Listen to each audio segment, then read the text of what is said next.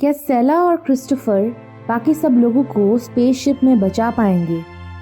नमस्कार। आज की फिल्म का नाम है वॉयजर्स। 2020 में आई एक एडवेंचर, साई-फाई और थ्रिलर फिल्म है। पृथ्वी मर रही है। साइंटिस्ट नए प्लैनेट को ढूंढ रहे हैं जो ह्यूमन लाइफ को आगे बढ़ा सके, और आखिरकार 2063 में उन्हें एक ऐसा प्लैनेट मिल जाता है। वो प्लैनेट को एक लेडी स्क्रीन पर दिखा रही होती है और साथ में समझाती है कि कैसे ह्यूमंस इस प्लैनेट को जाकर कॉलोनाइज कर सकते हैं। वो समझाती है कि एक स्काउटिंग मिशन को वहां पहुंचाया जाएगा। इस रास्ते में लोगों को पहुंचने के लिए लगभग 86 ईयर्स लगेंगे, और जो क्रू है उसे मिशन पर ही रिप्रोड्यूस करना पड़ेगा ताकि तीसरी जनरेशन जो उस प्लेन पर है वहां पहुंच सके। क्रू को जेनेटिकली इंजीनियर किया जाएगा अर्थ पर, और उनके जीन्स को कंबाइन करे जाएंगे जो लीडिंग साइंटिस्ट होंगे। एक आदमी दिखाया जाता है जो इस सारे प्लान के पीछे रिस्पॉन्सिबल होता है। वो सारे क्रू को समझाता है कि कैसे ये सारा कुछ अकेले उसने डिज़ाइन किया है, और स्पेसिफिकली बच्चों को समझाया और ट्रेन किया जाएगा कि कैसे वो क्रू का हिस्सा बन सकें। अगला स्टेप ये था कि वो कैसे उसे असेस करें। जितना जवान क्रू होगा उतना ही इजी होगा रिसोर्सेज को लंबा चलाना। वो आदमी रिचर्ड बहुत ज़्यादा घबराया हुआ है ये सोचकर कि कैसे ये सारे लोग पूरी तरह से इक्विप नहीं हैं स्पेस ट्रैवल की कॉम्प्लेक्सिटी समझने के लिए। थोड़े समय बाद हम देखते हैं कि रिचर्ड जो है वो फैसिलिटी में आ रहे हैं जहाँ पर बहुत सारे बच्चे हैं जो क्रू उन्हें समझा रहा है और उसे प्रोटेक्टिव गियर भी समझा रहा है। वो कमरे में आता है और वो सारे बच्चों से मिलता है और वो उसे देखकर बहुत खुश हो जाते हैं। रिचर्ड सब बच्चों को मॉनिटर करता है और उनकी पढ़ाई पर ध्यान देता है। वो क्रिस्टोफर, सेला और जैक को बेड पर जाकर सुला देता है। जैक उसे बताता है कि वो डरा हुआ है, पर रिचर्ड उसे कंफर्ट करता है और कहता है कि वो सुरक्षित है। अगले दिन रिचर्ड एक महिला से बात करता हुआ नजर आता है जो इस मिशन की इंचार्ज है, और उसे कहता है कि उसे भी बच्चों के साथ वहां जाना चाहिए, उन्हें बड़ा करने और उन्हें प्रोटेक्ट करने के लिए। रिचर्ड का एडिशन इस मिशन में इस बात को आसान बनाता है कि जो लॉन्च पहले 7 साल में होने वाला था अब 4 साल में हो जाएगा। अगली बार हम देखते हैं कि मिशन लॉन्च हो गया है। रिचर्ड उनके साथ हेल्म पर है, और शटल डॉक जो है वो ह्यूमनाइटिस के साथ शिप से निकल चुकी है। वो सब लोग अंदर अपने अपने क्वार्टर्स में जाते हैं और अपने अपने क्वार्टर्स के अंदर रह जाते हैं। रिचर्ड एक आखिरी लुक लेता है अर्थ का, और 10 साल बाद कहानी आगे बढ़ती है। अब वो बच्चे जवान हो चुके हैं और दिखाया जाता है कि वो सुबह उठते हैं, तैयार होते हैं और शिप के लिए बाहर आते हैं। उनका पहला lesson fertilisation for the second generation cover करता है जो वो 24वें साल में शुरू करेंगे। क्रू पूरे दिन को रोबोट्स की तरह जीता है। उन्हें एक ब्लू लिक्विड पीते हुए नजर आते हैं। क्रिस्टोफर और जैक जो है वो क्लासिकल म्यूजिक सुन रहे हैं। सेला शिप के अंदर इधर उधर घूम रही है और बाहर स्पेस से देख रही है। थोड़े समय बाद वो रिचर्ड के पास जाती है, कहती है कि जो क्रू के लोग हैं उनकी लाइफ काफ़ी अनइम्पॉर्टेंट है। उसे कंफर्ट करने के लिए वो उसे अपने दादा दादी की कुछ तस्वीरें दिखाता है और कहता है कि उनका फ्यूचर बहुत इम्पोर्टेंट है। उस रात क्रिस्टोफर सो नहीं पाता और वो शिप की साउंड सुनने की कोशिश करता है। अगले दिन रिचर्ड और क्रिस्टोफर हाइड्रोपोनिक बे में होते हैं और सारे प्लांट्स की कंडीशन चेक कर रहे होते हैं जब एक मैसेज आता है टॉक्सिसिटी के बारे में जो पानी में है क्रिस्टोफर की स्क्रीन पर। वो रिचर्ड से इस बारे में पूछता है, लेकिन वो उसे नज़रअंदाज कर देता है ये कहते हुए कि शायद कुछ केमिकल होगा। लेकिन क्रिस्टोफर इस बारे में बहुत स्केप्टिकल होता है और वो जाकर जैक से उस इंग्रेडिएंट T56J के बारे में पूछता है और सोचता है कि इसके बारे में इंफॉर्मेशन अवेलेबल क्यों नहीं है। रात के दौरान वो दोनों बाहर निकल जाते हैं और क्रिस्टोफर की वायर वॉल को बाईपास करके उस इंफॉर्मेशन को निकाल लेते हैं। वो केमिकल असल में एक इंग्रेडिएंट है जो ब्लू लिक्विड ड्रिंक के अंदर है। जैक को लग रहा था कि ये डाइजेशन एड है, लेकिन उन्हें पता चलता है कि इसका और भी इफेक्ट है। वो उन्हें डल बनाता है, उन्हें आसानी से आज्ञाकारी बनाता है और उनके डिज़ायर और प्लेजर को कम करता है। उन्हें ड्रग किया जा रहा है ताकि वो अब नेचुरली रिप्रोड्यूस या ओवर पॉपुलेट ना कर दें शिप को। दोनों उस स्ट्रिंग को पीना बंद कर देते हैं और थोड़े समय बाद वो काय को भी ये इन्फॉर्मेशन दे देते हैं और जूली को भी। अब ये सारी इन्फॉर्मेशन जो है, इसके साथ एक और इन्फॉर्मेशन बाहर आती है कि शिप पर एक हिडन कंपार्टमेंट है। कुछ समय बाद रिचर्ड के साथ एक सेशन होता है क्रिस्टोफर का, जहां वो उसे कहता है कि वो जानता है कि वो उसे झूठ बोल रहा है, लेकिन वो जवाब में सिर्फ उस अनमार्क्ड कंपार्टमेंट पॉइंट 23 की बात करता है। रिचर्ड उसे कहता है कि ये जो मिशन है उसके लिए ये बहुत इम्पोर्टेंट चीज़ है और उसे उसके लिए झूठ नहीं बोलना चाहिए, और वो पॉड शायद 3rd जनरेशन के लिए है। सेशन के बाद रिचर्ड अर्थ एक मैसेज भेजता है कहता हुआ कि शायद उन्हें क्रू से सब सच बता देना चाहिए ताकि वो फेथ लूज ना करें। मैसेज को पहुंचने में टाइम लगेगा, लेकिन अगले दिन हम देखते हैं कि लाइन में खड़े हुए सेला के बारे में क्रिस्टोफर को एक फैंटेसी आती है। वो साथ में लंच खाते हैं, वो लगातार उसकी तरफ देख रहा होता है। जैक उसे पहले ही अप्रोच कर देता है और कहता है कि वो बदल गई है। रिचर्ड आता है और उसे कहता है कि उसको हाथ ना लगाए रूल्स के हिसाब से। जिम में भी क्रिस्टोफर और जैक को लड़ते हुए दिखाया जाता है और वो दोनों से कुछ आगे ही ले जाते हैं। बाकी लोग ये समझ नहीं पाते हैं कि क्या हो रहा है। वो दोनों उस ट्रक के उतरने का इफेक्ट बिल्कुल महसूस कर पा रहे हैं, उन्हें और आवाज़ सुनाई दे रही हैं। ऑब्जर्वेशन रूम में वो जाकर एक फेलो क्रू मेंबर को भी देखते हैं। वो तीनों बात करते हैं कि कैसे सब कुछ एक एलियन लाइफ फॉर्म में भी हो सकता है। सेला और रिचर्ड जो हैं उसके ऑफिस में बैठे हैं और वो उसे एक ड्राइड प्लांट दिखा रहा है जो वो अर्थ से लेकर आया है। जैक और क्रिस्टोफर उन्हें सुन लेते हैं और कमरे को अप्रोच कर रहे होते हैं।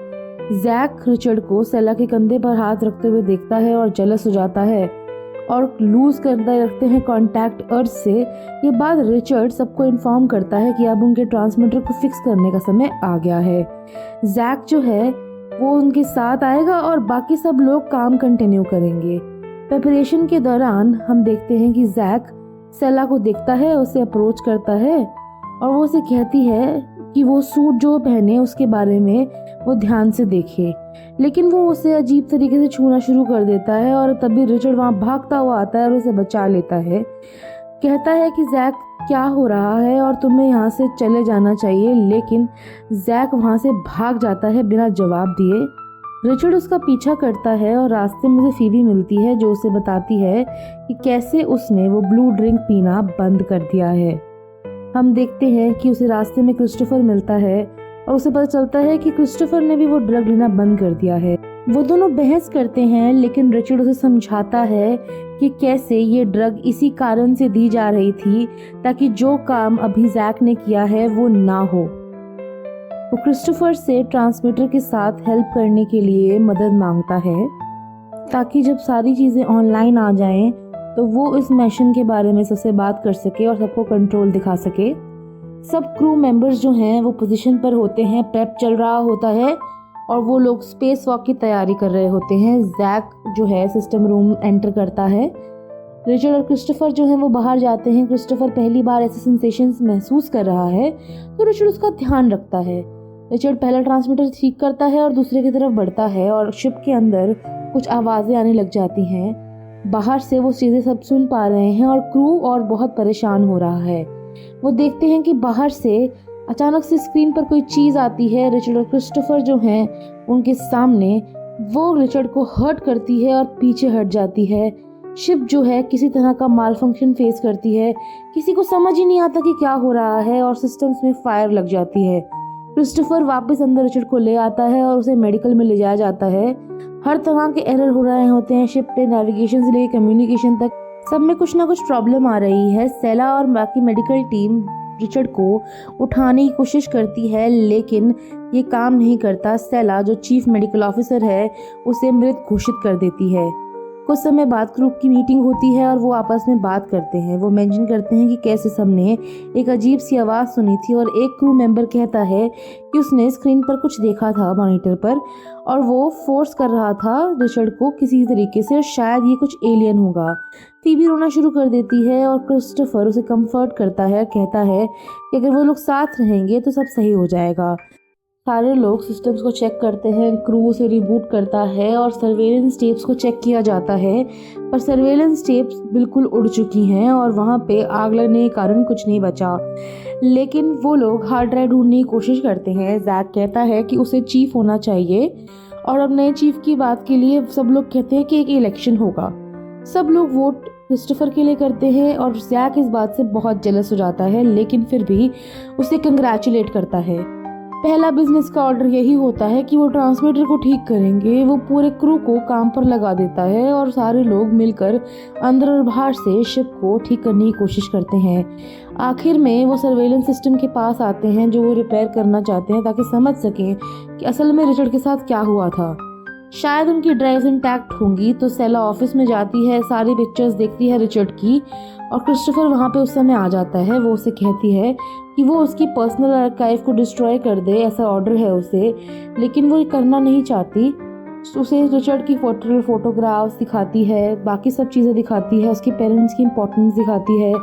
वो उससे बताती है कि कैसे रिचर्ड ने उसे अपनी लाइफ के बारे में बताया था और वो पूछता है कि उसने उसे क्यों बताया था, कि क्या वो दोस्त से ज़्यादा थे, लेकिन वो समझाती है कि वो सिर्फ उसके साथ फीलिंग्स बांट रहा था क्योंकि वो अकेला था। वो उसे वो वीडियो डायरी भी दिखाती है जो एक्सप्लेन करता है कि कैसे वो अपने मिशन में कितना बिलीव करता है, कितना केयर करता है अपने मिशन के बारे में। क्रिस्टोफर जो है वो बाकी सारे क्रू की तरफ देखता है और उसे कैंटीना में पाता है।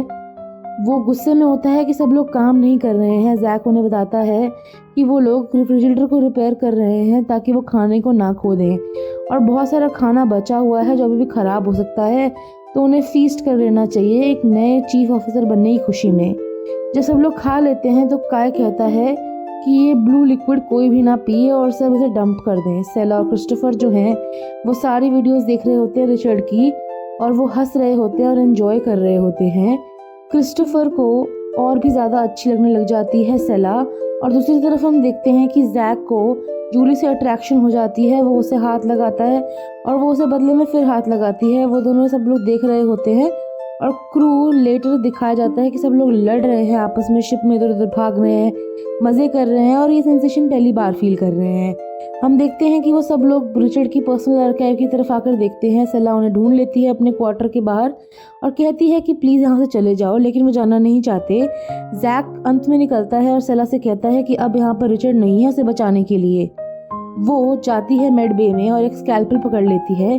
क्रिस्टोफर जो जैक को फॉलो कर रहा होता है, जो जैक के बारे में वरीड होता है, पहले वहाँ पहुँच जाता है सेला के पास और वहाँ पर जैक के आने से पहले जैक देखता है कि क्रिस्टोफर उसके साथ है और क्रिस्टोफर नाटक करता है कि वो सेला के साथ कुछ कर रहा है, तो वो वहाँ से चला जाता है। सेला उसे डराती है स्कैल्पल से और कहती नहीं है कि तुम यहाँ पर मुझे हाथ नहीं लगा सकते, लेकिन वो उसकी इंटेंशन नहीं समझ पाती। वो सिर्फ ये कहता है कि वो उसकी हेल्प करने के लिए यहाँ आया है और सेला कहती है कि तुम पहले जाकर बाकी सब लोगों की हेल्प करो।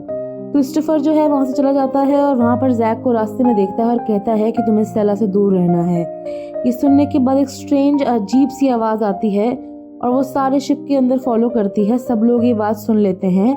काय जो है एक क्रूमैन को जूली की तरफ बढ़ते हुए देखता है और वो गुस्से में आकर उसे मुक्का मार देता है। वो लड़ाई करते हैं और कैंटीना के अंदर बाद में क्रिस्टोफर से समझाता है कि तुम सबको बिहेव करने की ज़रूरत है। अचानक से वो क्रूमैन आकर काय को मारता है और वो दोनों लड़ने लग जाते हैं।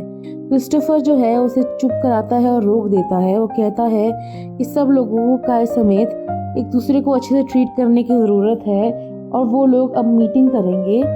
वो सब लोगों से कहता है कि ये लड़ाई झगड़ा रुकना चाहिए और सबको पनिशमेंट मिलनी चाहिए, सारी रिपेयरेशन ठीक होनी चाहिए। जैक चैलेंज करता है कि वो ऐसा नहीं सोचता और बाकी सब लोग भी काम नहीं करना चाहते बिकॉज वो मिशन के एंड तक जाना ही नहीं चाहते।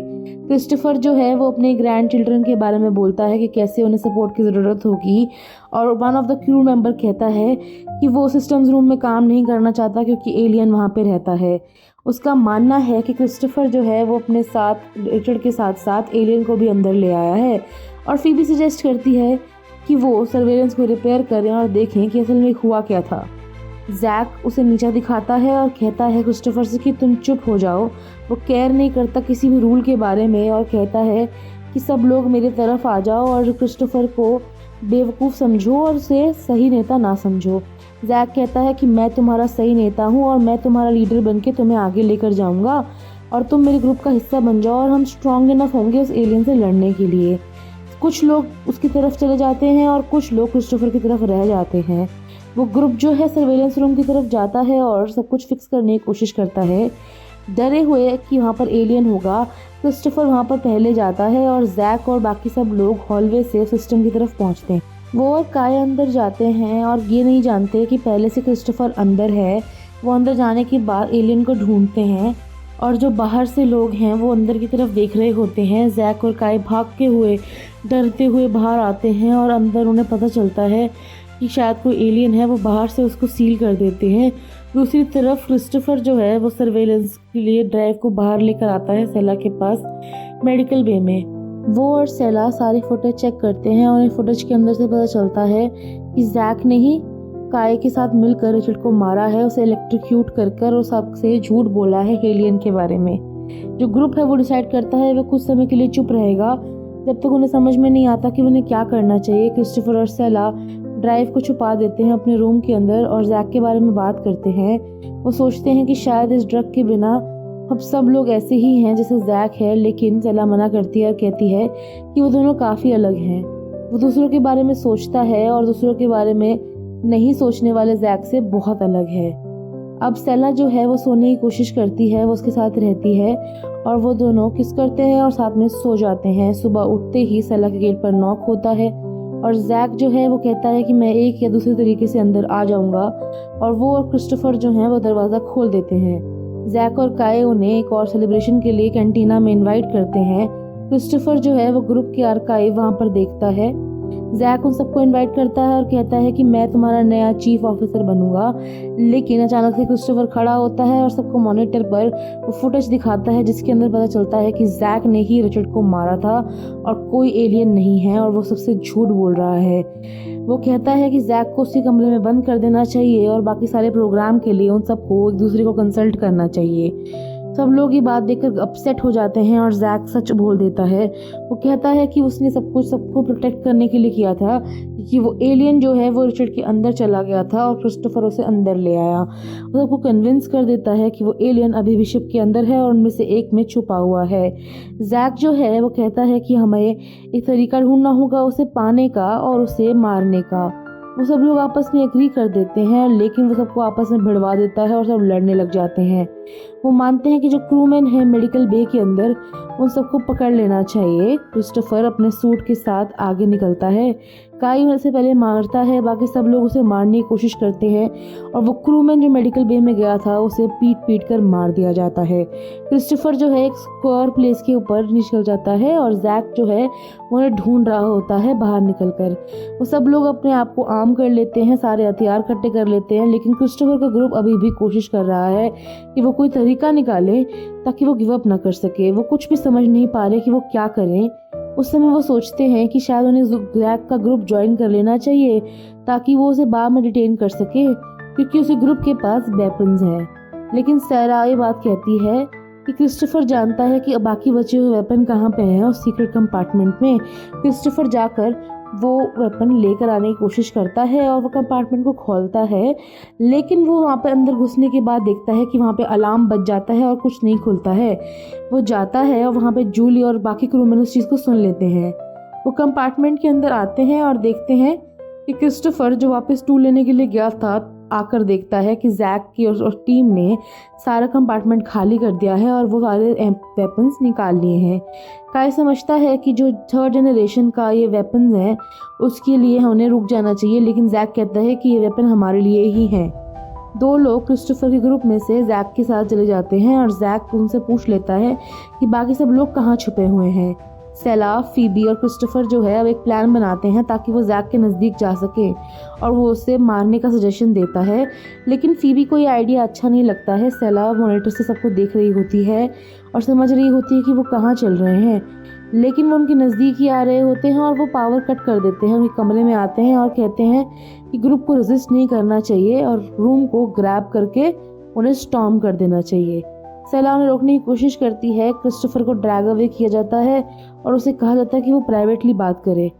वो कहती है कि मैं तुम्हारा ग्रुप ज्वाइन करना चाहती हूँ और उसके तरफ जाती है, लेकिन वो उसे रिजेक्ट कर देता है, उसकी तरफ हंसता है। और फीबी जो है वहाँ पे आती है कि तुम सब लोग पागल हो। वो कहती है कि हमने ये सब कुछ डिसाइड नहीं किया था, लेकिन सब उसे चुप होने के लिए कहते हैं। अचानक से काई आकर उसे गोली मार देता है और सब लोग घबरा जाते हैं। हम देखते हैं कि क्रिस्टोफर जो है और सेला वहाँ से एस्केप कर जाते हैं और बाकी सब उन्हें ढूंढ रहे होते हैं मारने के लिए। वो एक वेंट में छुप जाते हैं, लेकिन बाकी लोग बहुत जल्दी वो वेंट ढूंढ लेते हैं। जैक उसके अंदर शूट करता है और जूली उसे केयरफुल रहने के लिए कहती है, क्योंकि वो सारी फूड सप्लाई उसके अंदर वही होती है। फिर हम देखते हैं कि वो लोग वहाँ से फिर भी एस्केप कर जाते हैं। अचानक से क्रिस्टोफर जो है वहाँ पे फायर एक्सटिंग्विशर ढूंढ लेता है और वहाँ पर काई मेडिकल वे में आ जाता है। वो उसे इनकैपिटेट कर देता है और फिर मारने की लिए कोशिश करता है। अचानक से काई मर जाता है। जैक उन्हें फटाफट ढूंढ लेता है और उसे शूट करने की कोशिश करता है, लेकिन वो वहाँ से भाग जाते हैं। वो एयरलॉक में चले जाते हैं, जहाँ क्रिस्टोफर सेला से कहता है कि उसे स्पेस सूट में पहन लेना चाहिए। वो उसे कवर कर देता है और एयरलॉक से साइड हो जाता है। जैक वहाँ पे घुसता ही है और शूट करने की कोशिश करता है, लेकिन वो बाहर खिंच जाता है। खींचते खींचते वो हैच के बाहर सेला को भी अपने साथ पकड़ लेता है और बाहर निकलने की कोशिश करता है, लेकिन इतने में ही वो सेला को चाकू से मार देता है। क्रिस्टोफर जो है उसे बाहर निकालता है हैच से, लेकिन क्रिस्टोफर भी साथ में उसके चला जाता है। लेकिन इससे पहले कि वो वापस क्लोज कर सके हैच को, सेला उसे बाहर फेंक देती है और क्रिस्टोफर को ढूंढती हुई बाहर निकल जाती है। वो वापस शिप में आ जाता है और इसी तरीके से जैक बाहर निकल जाता है। वो लोग सारे वेपन्स नीचे रखते हैं। कुछ समय बाद क्रू जो है एक और लंच कर रहा होता है कैंटीना में। सेला कहती है क्रिस्टोफर से कैसे कि दोबारा ऐसा कुछ नहीं होना चाहिए। वो दोबारा से की कुछ रिकॉर्डिंग सुनते हैं और कहते हैं कि चाहे कुछ भी बुरा हो जाए, मिशन के ऊपर जो सच्चाई है कि ह्यूमन लाइफ सेव करने के लायक है, वो हमेशा प्रिवेल करेगी। क्रू जो है नए चीफ के लिए वोट देता है और इस वक्त वो सेला को चूज करते हैं। सेला एक डायरी रिकॉर्ड करती है उन लोगों के बारे में और कहती है कि अब से हर चीज़ पर वोट किया जाएगा और हर चीज़ उनके हिसाब से की जाएगी। वो अभी भी वो ब्लू ड्रिंक नहीं पिएंगे। क्रू जो है वो सारी शिप को रिपेयर करना कंटिन्यू करता है और जैसे जैसे समय बीतता है सब कुछ शांत हो जाता है। सेला अब प्रेग्नेंट दिखाई जाती है और वो बच्चा क्रिस्टोफर का है। जब वो बच्चा पैदा होता है उसके बाद हम कुछ सालों के बाद की कहानी देखते हैं, जब वो बच्चा इधर उधर शिप पर भाग रहा होता है बाकी बच्चों के साथ। अब वो सारे बच्चे बड़े हो गए हैं और वो पहली जनरेशन है, उसके बारे में ग्रो ओल्ड का सीन दिखाया जाता है। 86 ईयर्स बीत जाते हैं मिशन को और ह्यूमैनिटीज जो हैं फ्लोट होते हुए दिखाए जाते हैं स्पेस के अंदर और वो ड्राइव के साथ एंगेज कर रहे होते हैं और जो पुरानी जनरेशन है यंगर जनरेशन की तरफ देखती है और उनके नए घर जो एलियन प्लैनेट पर है उसकी तरफ ध्यान देती है। इसी के साथ फिल्म खत्म हो जाती है। अगर आपको ये रोमांचक कहानी पसंद आई तो प्लीज़ वीडियो को लाइक करना ना भूलें। कमेंट्स में हमें बताइए कि आपका फेवरेट कैरेक्टर कौन था और आप अगर स्पेसशिप में जाएंगे तो आप अपना क्या नाम रखेंगे। अपने दोस्तों के साथ ये वीडियो ज़रूर शेयर कीजिएगा और चैनल को सब्सक्राइब कीजिएगा क्योंकि ये मुफ्त है। अब आप आपसे मिलेंगे एक नई वीडियो के साथ, तब तक के लिए धन्यवाद।